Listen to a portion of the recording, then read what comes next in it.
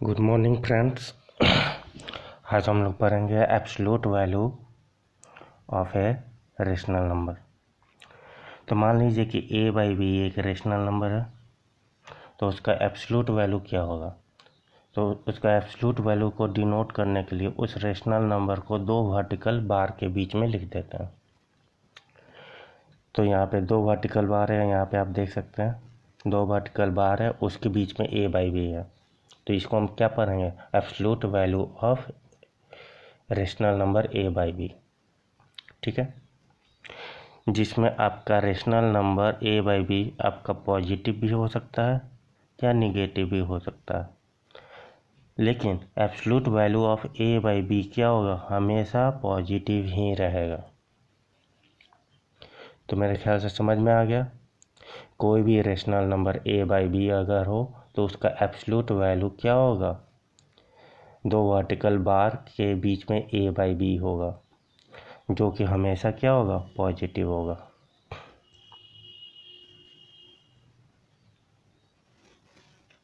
Examples, तो हम example देख लेते हैं। एग्जाम्पल कि दो आपका रेशनल नंबर दिया हुआ है, उसका एब्सोल्यूट वैल्यू लिखना है। पहला जो नंबर है रेशनल नंबर, वो आपका पॉजिटिव है, तो जाहिर सा बात है एब्सोल्यूट वैल्यू ऑफ 9/11 क्या होगा, दो वर्टिकल बार के बीच में 9/11 होगा। अब क्योंकि ये हमेशा पॉजिटिव रहना चाहिए, तो इसका पॉजिटिव वैल्यू हम यहाँ लिख देंगे। तो वर्टिकल बार के अंदर 9/11 इक्वल टू कितना हो जाएगा, 9/11 के बराबर हो जाएगा। क्लियर, समझ में आ गया। तो ये absolute value of 9/11 equal to 9/11, क्योंकि ये ऑलरेडी पॉजिटिव है। अब दूसरा जो नंबर है रेशनल नंबर, वो है आपका -5/14। अब ये आपका -5/14 है, ये आपका निगेटिव है। तो इसका एब्सोल्यूट वैल्यू -5/14 का एब्सोल्यूट वैल्यू क्या होगा, वही वर्टिकल बार के अंदर, दो वर्टिकल बार के अंदर -5/14 होगा। अब इसको अगर वर्टिकल बार हटाना है तो इसको पॉजिटिव करके इसका वैल्यू लिखना है। तो इसका वैल्यू पॉजिटिव करके कितना हो जाएगा, 5/14। क्लियर। अगर निगेटिव हो कोई रेशनल नंबर तो उसको पॉजिटिव में कन्वर्ट कर देना है किसी भी हाल में, तो वही आपका एब्सोल्यूट वैल्यू हो जाता है। क्लियर।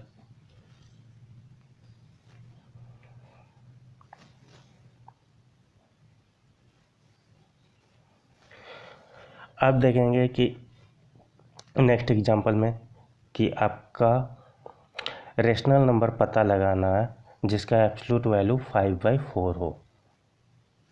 तो जाहिर सा बात है वो आपका रेशनल नंबर या तो पॉजिटिव हो सकता है या निगेटिव हो सकता है। तो मान लेते हैं पॉजिटिव जब लेके चलते हैं 5/4 को, तो इसका एब्सोल्यूट वैल्यू कितना होगा, 5/4 दो वर्टिकल बार के बीच में, और जिसका वैल्यू कितना होगा, 5/4 ही होगा। तो चलिए, तो एक तो हमें मिल गया रेशनल नंबर जिसका वैल्यू क्या है, एब्सोल्यूट वैल्यू 5/4 है। ओके। अब दूसरा -5/4 अगर लेते हैं, यानी निगेटिव रेशनल नंबर लेते हैं, तो एब्सोल्यूट वैल्यू क्या हो जाएगा, तो -5/4 दो वर्टिकल बार के बीच में। ठीक है, जिसको हमें अब नंबर के रूप में अगर लिखना है तो पॉजिटिव करके लिखेंगे तो कितना हो जाएगा, 5/4। तो इस तरह हम देख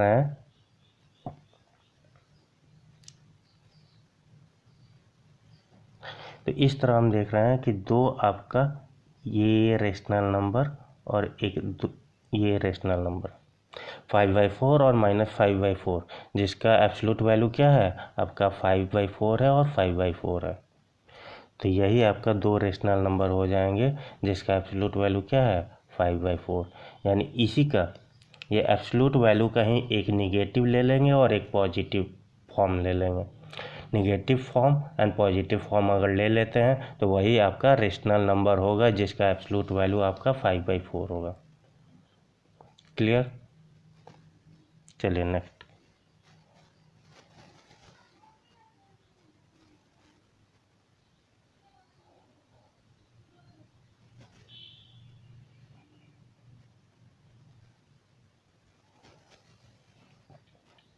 अब नेक्स्ट एग्जांपल है आपका कि फाइंड ऑल रेशनल नंबर। सारे रेशनल नंबर पता करना है जिसका एब्सोल्यूट वैल्यू क्या हो, लेस देन 5 से लेस हो। तो वो सारे रेशनल नंबर होंगे जो -5 और 5 के बीच में होंगे, उन्हीं के एब्सोल्यूट वैल्यू क्या होगा, -5 से लेस होगा। यानी कोई भी रेशनल नंबर -5 और 5 के बीच में अगर होगा तो उसका एब्सोल्यूट वैल्यू क्या होगा, 5 से लेस होगा। कैसे, तो देख लेते हैं, काउंटर एग्जांपल के थ्रू देख लेते हैं। तो रेशनल नंबर अगर -5 और 5 के बीच में, ये कुछ एग्जांपल हैं, और भी आप जैसा मन करे वैसा आप ले सकते हैं। क्या कंडीशन होना चाहिए, रेशनल नंबर -5 और +5 के बीच में का होना चाहिए, कोई भी नंबर।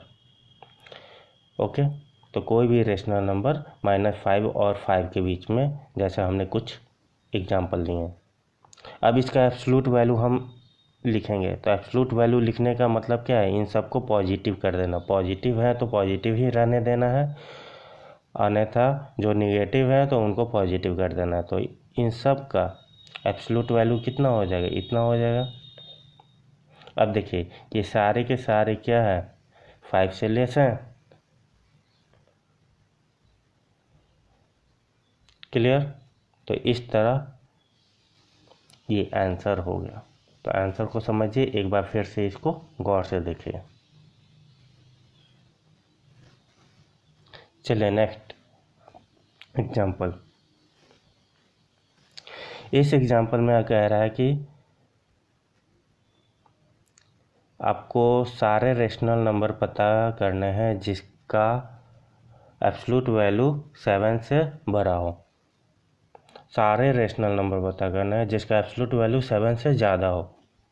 तो हमें मालूम है कि कोई भी रेशनल नंबर अगर -7 से छोटा हो या +7 से बड़ा हो तो उसका एब्सोल्यूट वैल्यू क्या होगा, 7 से ज़्यादा होगा। कैसे, एग्जांपल से समझते हैं। -7 से छोटा रेशनल नंबर जैसे -8 हो जाएगा, -9 हो जाएगा, -10, -8.1 एक्सेट्रा, बहुत सारे हैं, तो वो आप ले लेंगे एग्जांपल के रूप में। अब इन सब का एब्सोल्यूट वैल्यू निकालिए, तो ये आया। अब ये सारे के सारे आपका 7 से ज़्यादा है, तो इससे क्लियर हो जा रहा है कि आपका कोई भी नंबर जो -7 से लेस हो तो उसका एब्सोल्यूट वैल्यू निकालेंगे तो वो 7 से ज़्यादा ही होगा। नेक्स्ट, अगर मोर देन 7, तो मोर देन 7 का कंडीशन लीजिएगा, तो ये तो ऑलरेडी आपका ज़्यादा है, और इसका एब्सोल्यूट वैल्यू भी क्या होगा, इन सब का एब्सोल्यूट वैल्यू, इन रेशनल नंबर का एब्सोल्यूट वैल्यू भी क्या होगा, 7 से ज़्यादा होगा। तो पॉजिटिव में तो कोई दिक्कत नहीं है, निगेटिव है तो उसको भी पॉजिटिव कर देना, और दोनों केस में 7 से आपका क्या हो रहा है, एब्सोल्यूट वैल्यू ज़्यादा ही मिल रहा है।